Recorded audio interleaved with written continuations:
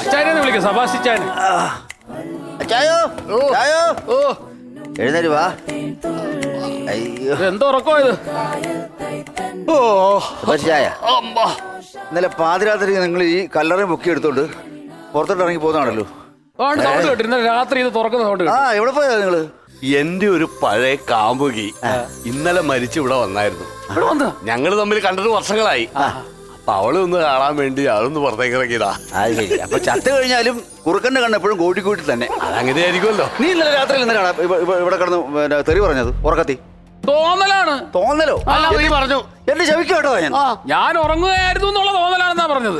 തെറി പറഞ്ഞു. നല്ല ഉറക്കത്തിൽ കിടന്ന് തെറി പറഞ്ഞല്ലോ എന്റെ സ്ഥിരം പരിപാടിയാ. അതെ അതെ അതെ. അവിടെ സെക്യൂരിറ്റി വരുന്നുണ്ട് കേട്ടോ.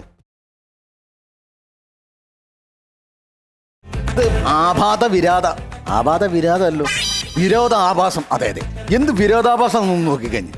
ഞാനൊരു സെക്യൂരിറ്റി വല്ല ATM കൗണ്ടറിന്റെ മുമ്പിലാണ് നിൽക്കണമെങ്കിൽ അതിനൊരു അന്തസ്സുണ്ട്. കാരണം ATM കൗണ്ടറിന്റെ ഉള്ളിൽ പൈസ ഉണ്ട്. ഒരു ബാങ്കിലാണ് ഞാൻ നിൽക്കുന്ന സെക്യൂരിറ്റി ആയിട്ട് നിൽക്കണമെങ്കിൽ ഇതിനൊരു അന്തസ്സുണ്ട്. കാരണം ഈ ബാങ്കിന്റെ ഉള്ളിൽ പൈസ ഉണ്ട്. എന്നെ പോലുള്ള ഒരു കലാകാരനായ ഒരു സെക്യൂരിറ്റിനെ പിടിച്ചിട്ട് ഈ ശവക്കോട്ടയുടെ മുമ്പിൽ നിർത്തിയിട്ട് എന്ത് കാര്യത്തിനാണെന്ന് ആലോചിക്കുക. ഇതിന്റെയൊക്കെ സംഘാടകരുടെ പ്രാന്തന്മാരാണോ അവന്മാർ? ആരും കേൾക്കണ്ട. ഇമാരെ വെളിവില്ലായ്മയാണല്ലോ നമ്മുടെ വയറ്റിപ്പഴുപ്പ്. ഇനി ഏതെങ്കിലും ശവം എഴുന്നേറ്റ് ഇതിന്റെ ഓണറുടെ അടുത്ത് എന്ന് എന്തിനാ വെറുതെ ശവങ്ങളുടെ അടുത്ത് കൊണ്ടെന്ന് സെക്യൂരിറ്റിനെ നിർത്തിക്കണമെന്ന് അങ്ങനെ ചോദിച്ചു കഴിഞ്ഞ് കഴിഞ്ഞാൽ എന്റെ കഞ്ഞൂടി മുട്ടിപ്പോവും. അല്ല, ഞാനൊരു കാര്യം ചോദിച്ചേ, നമ്മൾ ഇത്രയും പേരില്ലേ, പിന്നെ പുള്ളിക്ക് ഇത്ര ഏകാന്തത എന്തോന്ന് ചോദിക്കും. നമ്മളെ അയാൾക്ക് കാണാൻ പറ്റില്ല. നമ്മൾ പറയുന്നതോ ഒന്നും ഒക്കെ കേൾക്കാനും പറ്റത്തില്ല, നമ്മളെ വിട്ട് കാണാനും പറ്റത്തില്ല. ഇയാൾ കിടന്ന് കിടക്കുന്നതൊക്കെ നമുക്ക് കാണാം. കാണാം. എന്റെ ഈ വിരഹം മാറാൻ ഞാൻ എന്ത് ചെയ്യൂന്ന് പറ. എന്നും അതെ, ഇവിടെ വന്ന് ഇങ്ങനെ ഇരിക്കുക, നേരം വെളുക്കണവരെ ഇങ്ങനെ ഇരിക്കുക, നേരം വെളുത്ത് കഴിഞ്ഞാൽ നമ്മൾ പോവുക, അടുത്ത ആളുടെ ഡ്യൂട്ടിക്ക് വരിക. എന്റെ വിരഹം അങ്ങനെ മുളച്ചു നിൽക്കുന്നുണ്ട്. ഞാൻ എന്ത് ചെയ്യും എന്റെ വിരഹം മാറാനായിട്ട്? അവളെ ഒന്നങ്ങ് വിളിക്കാം. പുള്ളിയുടെ പെണ്ണുപിള്ളി വിളിക്കാൻ വന്നു. കേക്കാം. ഹലോ അല്ല, എനിക്ക് അറിയാൻ പാടാത്തോണ്ട് ചോദിക്കുക. ഞാൻ എത്ര പ്രാവശ്യമായിട്ട് വിളിച്ചു? ഞാൻ 3 പ്രാവശ്യം വിളിച്ചു. 3 പ്രാവശ്യം. ഈ 3 പ്രാവശ്യം വിളിച്ചപ്പോഴും നീ വേറെ ആരാണ് മറ്റൊരു കോളിലാണെന്നാണല്ലോ പറയണേ. ഇത് എന്റെ സംഭവം എന്നാ? അയ്യോ ചേട്ടാ, കൊച്ചിനെ സ്കൂളിൽ വിടാൻ വേണ്ടി ഓട്ടോക്കാരനെ വിളിക്കുവായിരുന്നു ഞാനേ. ഓട്ടോക്കാരനെ വിളിക്കുമായിരുന്നോ? എടി, ഞാൻ നിന്നോട് പല പ്രാവശ്യം പറഞ്ഞിട്ടുണ്ട്. ഞാനും നീയും പിന്നെ നിന്റെ ഭർത്താവും അല്ലാതെ നിന്റെ ഫോണിലേക്ക് ആരും വിളിക്കരുത് ഞാൻ പല പ്രാവശ്യം പറഞ്ഞിട്ടില്ലേ? അല്ല, അപ്പൊ ഭാര്യയാണെന്ന് പറഞ്ഞു. ഭാര്യ, വെല്ലവന്റെ ഭാര്യ. ഞാൻ വണങ്ങും.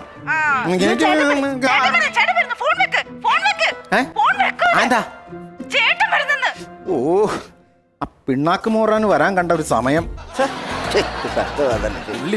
ഇയാള് ചുറ്റിക്കളി. ഇയാൾ ഇവിടെ ആയതുകൊണ്ടാ. വേറെ വല്ല സ്ഥലങ്ങളായിരുന്നുണ്ടല്ലോ എത്ര പേരെ ജീവിതം കളഞ്ഞെന്നറിയാം. ഒരു കാര്യം ചെയ്യാം, ഹൊറർ നോവല് ഒന്ന് വായിക്കാം. അപ്പൊ അതാകുമ്പോ പേടിയും വരും, ഉറക്കവും മാറും, ഉന്മേഷം ഉണ്ടാവും, ചോരയൊക്കെ അങ്ങ് തിളച്ചു നിൽക്കും. അപ്പൊ അതൊന്ന് നോക്കാം. അതേ, പേടിപ്പിക്കുന്ന സംഭവം വായിക്കാൻ പോകുന്നത്. മൂക്കിലെ പഞ്ഞെത്തി ജപിക്കാത്ത കേൾക്കണ്ട. ഓ, അതിന്റെ ഒന്നും ആവശ്യമൊന്നും. എനിക്ക് പേടിയൊന്നുമില്ല. എനിക്ക് പേടിയൊന്നും. അത് കുഴപ്പമില്ല, പറഞ്ഞതേ ഉള്ളൂ. രാത്രിയുടെ 4-ാം യാമത്തിൽ ദൂരെ നിന്നും ഒരു കുതിര കുളമ്പടി കേൾക്കുന്നു. ചെന്നായികൾ ഊരിയിടുന്നു. അങ്ങനെ ചെന്നാതെ പാൻറ് ഷർട്ട് ഇട്ടുകൊണ്ടാണ് നടക്കണത് ഊരിയിടാൻ. ഊരിയിടുന്നു എന്ന് കടവാവലുകൾ കൈകൊട്ടുന്ന ശബ്ദത്തിൽ അങ്ങോട്ടും ഇങ്ങോട്ടും പറന്നു നടക്കുന്നു. എങ്ങും ശ്മശാന മൂകത. അതെന്നെ ചെന്നായ ഓരിയിട്ടിട്ട് കൈയടിക്കും പോലെ ഈ കിളിയൊക്കെ പറന്ന് നടക്കുമ്പോൾ എങ്ങനെ ശ്മശാന മൂകത ഉണ്ടാവും. ഇതാരുടെ എഴുതി വെച്ചേക്കണത്? അവൻ്റെ മുന്നിലേക്ക് ചുവന്ന കണ്ണുകളും നീണ്ട ദംഷ്ട്രങ്ങളും കണ്ണിലൂടെ ചോരയിറ്റി അടിക്കുന്ന രീതിയിൽ ജയറാം കോളറുമായി അവൻ വന്നിറങ്ങി. ജയറാം കോളർ പഴയ ജയറാം സിനിമയിലൊക്കെ ജയറാം ഇങ്ങനെ കോളർ മുക്കി വെക്കൂലേ, അതേപോലെ ഡ്രാക്കുള കോളർ മുക്കി വെച്ചെന്നാണ് പറയണത്. അങ്ങനെ കൂർത്ത് നീണ്ട പല്ലുകൾ ബാബാ സുരേഷിന്റെ രാജബെമ്പാല വെനം കുത്തിയിറക്കുന്ന പോലെ അവന്റെ കഴുത്തിലേക്ക് കുത്തിയിറക്കി ഡ്രാക്കുള. ചോര നാരങ്ങ ജ്യൂസ് കുടിക്കണാര് വലിച്ചു കുടിക്കുകയായിരുന്നു. അവന്റെ ശരീരത്തിൽ നിന്നും രോമം ഓരോന്നായി താഴെ വീണു. ചോരകൾ കട്ട പിടിക്കുന്നതായിട്ട് അവൾ തോന്നി. ഈ സൈസ് നോവലുകളൊക്കെ എഴുതി കഴിഞ്ഞ് രാത്രി എങ്ങനെ കിടന്ന് ഉറങ്ങും? ഇവനൊക്കെ ഒരു മൂടില്ലാത്ത രീതിയിലൊക്കെ എഴുതുമ്പോൾ ഇതിൻ്റെ കൂടെ ഇത്തിരി ഒരു ത്രസിപ്പിക്കുന്ന രീതിയിലുള്ള ഒരു ഡയലോഗുകളൊക്കെ ഉണ്ടെങ്കിൽ ഒരു സുഖം ഉണ്ടാവുള്ളൂ. നിങ്ങളെന്തിനാ ഇത് കൂട്ടിക്കറിയിക്കണത്? എനിക്ക് പേടിയ വായിച്ചു കാണില്ലേ, ചോര ഊറ്റി കുടിക്കുന്നത്. ആ നിങ്ങളല്ലേ വലിയ ഡയലോഗ് അടിച്ചത്, മൂക്കിലോ പഞ്ഞി എടുത്ത് ചെവിയിൽ വെച്ചോ ഹൊററാണെന്ന് പറഞ്ഞിട്ട് നിങ്ങൾക്കാണ് എത്ര പേടി? ഇത് ത്രസിപ്പിക്കണ സാധനം വന്നിട്ട് ഇനി അടിപൊളിയായിരിക്കും. ജസീല, അവൾക്ക് പ്രായം 18.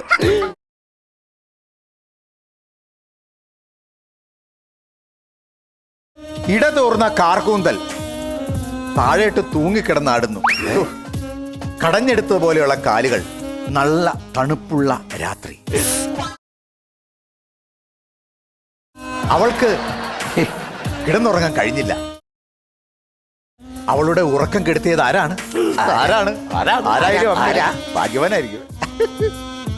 അവൾ പതിയെ ഉറക്കം വരാഞ്ഞിട്ട് നേരെ ജനലിന്റെ അരിയിലേക്ക് വന്നു. നിർത്തല്ലേ, വായിക്ക്.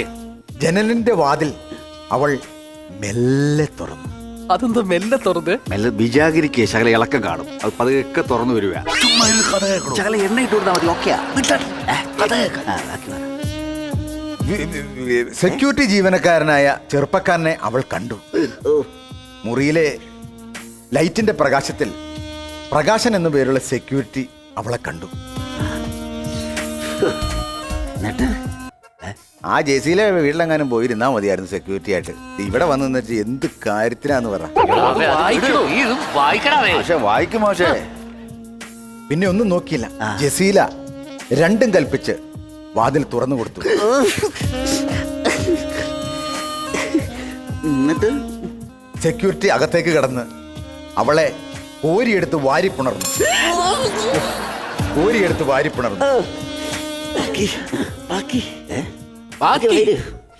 ബാക്കി തുടരൂന്ന്. എന്റെ പിന്നെ ഇനി പൊട്ടണ ഞരമ്പുമായിട്ട് ഒരാഴ്ച ഞാൻ കാത്തു നിൽക്കണമല്ലോ. എന്ത് ചെയ്യൂന്ന് പറ. ഈ മനുഷ്യൻ ഒന്നാമത് ഹൊറർ കണ്ട് പേടിച്ച് ഒന്ന് ത്രസിപ്പിക്കാൻ വേണ്ടി നോക്കി ഇപ്പൊ ഞരമ്പ് പൊട്ടിച്ചാവും. ഇപ്പൊ എന്ത് ചെയ്യും?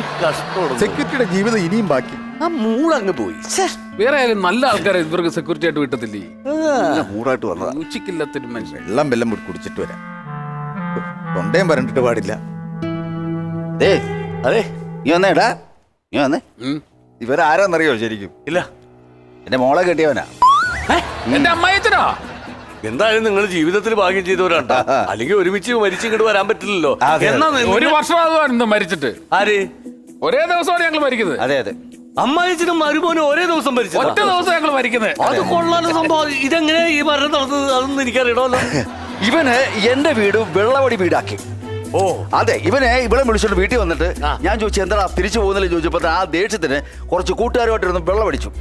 വെള്ളമടിച്ച് ഒന്ന് കുറ്റം പറഞ്ഞു. ശ്രീധനത്തിന്റെ കാര്യം എടുത്തിട്ട് ഏതാ ഞാൻ കൂടുതൽ കുറഞ്ഞു പോയെന്ന്. എന്നെ സംബന്ധിച്ചിടത്തോളം ഇത്ര ശ്രീധരൻ വളരെ കുറവാണ്. ഇവൻ ഞങ്ങൾ മരിച്ചതുകൊണ്ട് ഞാൻ പറയാം വളരെ കുറവോ? 5 ലക്ഷം രൂപയോ 50 പവനും കുറവാണോ? അത് കുറവല്ല. ഒരു തേപ്പുകാരൻ കൊടുക്കാൻ പറ്റിയ അത്ര കൊടുക്കാൻ പറ്റുമോ? പക്ഷെ എന്റെ മോള് റിയാക്ക് വേണ്ടി ഞാൻ അത്ര കൊടുത്തു. പിന്നെ ഇവിടെ ആ ശ്രീധരന്റെ കേസ് പറഞ്ഞു ഉടക്കായി. വെള്ളമടിക്ക് ഉടക്കായി. ആ കുപ്പി എടുത്ത് പൊട്ടിച്ചു കയറ്റി അങ്ങ് കൊടുത്തു. ഞാൻ വള്ളം കയറ്റി അന്നേരം ചത്തു. അതെല്ലേ? അന്നേരം തീർത്തു. അല്ല നിങ്ങളെങ്ങനെയാ ചത്തത്? നിങ്ങളല്ലേ ഇവനെ കുത്തിയത്?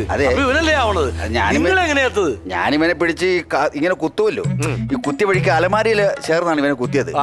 അലമാരിക്ക് കുലുക്കുണ്ടായി മേളിലൊരു ഒരു കുഞ്ചി ഇരിപ്പുണ്ടായിരുന്നു. കുബേർ കുഞ്ചി, വലിയൊരു പ്രതിമ. ഈ പ്രതിമ എന്റെ ഉച്ചയിൽ തന്നെ വന്ന് വീണു. അവിടെ വെച്ച് ഞാൻ തീർന്നു. സമാധാനമായി. അങ്ങനെയാണ് രണ്ടുപേരും കൂടി ഈ കല്ലറക്ക് അപ്പുറം ഇപ്പുറം കൂട്ടായിട്ട് വന്നു. അല്ല നിങ്ങൾ എങ്ങനെയാ മരിച്ചേ? ഓ എന്റെ കാര്യമൊന്നും പറയാതിരിക്കണം വേദം.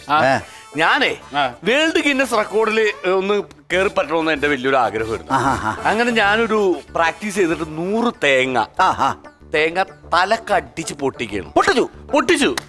അങ്ങനെ 100 തേങ്ങ തലക്കടിച്ച് പൊട്ടിച്ച് ഞാൻ ആ റെക്കോർഡ് വാങ്ങി. അവാർഡും വാങ്ങി കഷ്ടത്തിൽ വെച്ച് ഞാൻ ഇറങ്ങി നടക്കുമ്പോ ഒരു വെള്ളക്ക വന്ന് തലയിൽ വീണതാ. അതോടെ തീർത്തു. വിധി എന്ന് പറഞ്ഞ നിമിത്തം എന്ന് പറഞ്ഞാൽ ഞങ്ങൾ ഇന്ന് ഞങ്ങളുടെ 1 വർഷം തികയുന്ന ദിവസമാണ്. അല്ലേ? എന്റെ മോള് വരും ഇന്ന് കാണാൻ. എന്റെ ഭാര്യ വരും.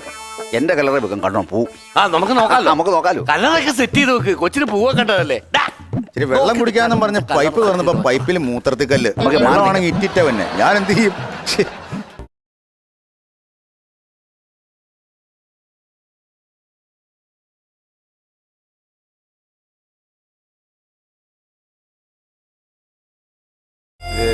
ആരാ മരിച്ചേ? എന്റെ അപ്പച്ചൻ. അപ്പച്ചനാണ് മരിച്ചേ. ഞാൻ കരുതി ഭർത്താവായിരിക്കുന്ന നേരത്തെ. ഭർത്താവാണെങ്കിൽ ഞാൻ അതേ പിടിച്ച് കയറി ഒന്നങ്ങ് ആശ്വസിപ്പിക്കാലോ എന്ന് കരുതി. ഭർത്താവും മരിച്ചുപോയി. ഭർത്താവ് മരിച്ചു? ആ. എന്റെ തെയ്മേ, അവന്റെ സന്തോഷം എന്താ കണ്ടോ? ഏട്ടാ? സന്തോഷം കൊണ്ടാ, അല്ല സങ്കടം കൊണ്ടാ. ഞാൻ ചിലപ്പോ കയറി പിടിക്കും, അല്ല സമാധാനിപ്പിക്കാൻ വേണ്ടിട്ട്. പ്ലീസ് എന്നെ വേറെ ഒന്നും തെറ്റിദ്ധരിക്കരുത്. ശരിയല്ലേട്ടാ? ഞാൻ എന്റെ അച്ഛനോടൊന്ന് സംസാരിച്ചിട്ട് വരട്ടെ. അല്ല, ഒരു കാര്യം ചെയ്യാവോ? എന്നാ പ്രാർത്ഥിക്കുമ്പോ ആ പ്രാർത്ഥനയ്ക്ക് ഒരു പഞ്ച് കിട്ടാൻ വേണ്ടിട്ട് ഞാനൊരു മ്യൂസിക് കിട്ടട്ടെ എന്റെ മൊബൈലില്. ഓ, ഇതെല്ലാം എന്റെ കയ്യിലുണ്ട്. ഇത് മാത്രല്ല, വേറെ എന്താ അത് പറയണ്ട. അത് പറഞ്ഞു കഴിഞ്ഞാൽ മാനം പോകും.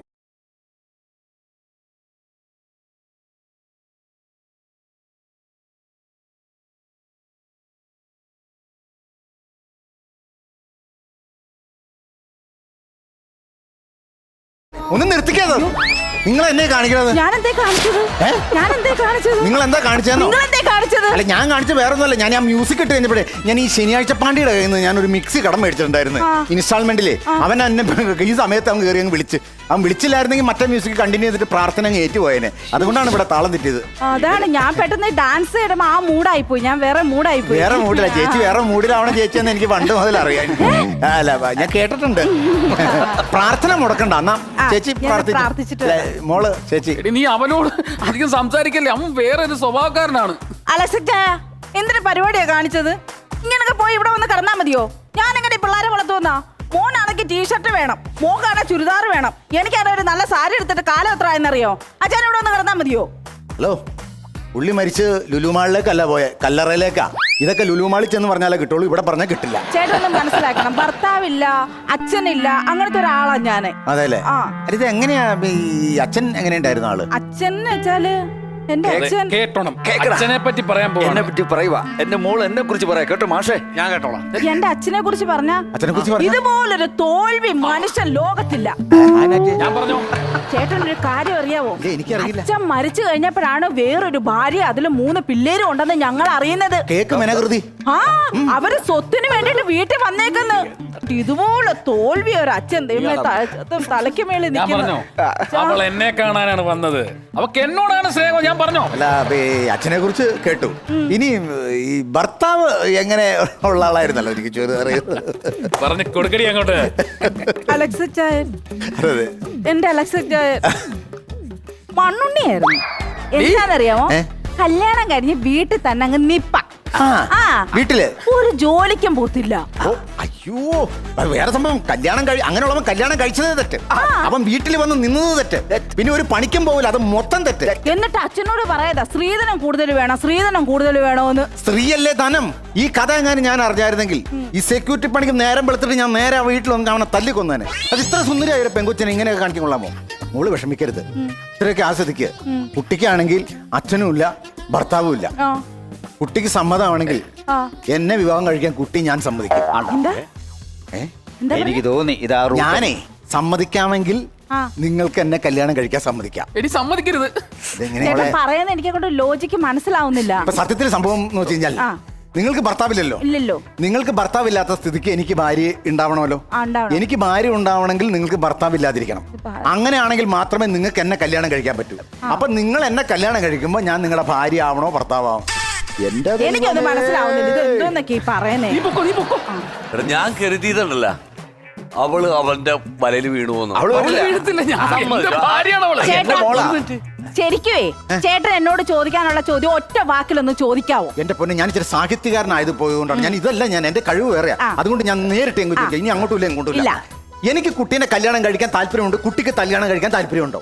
എപ്പ സമ്മതിച്ചെന്ന് ചോദിച്ചാ മതിയല്ലോ.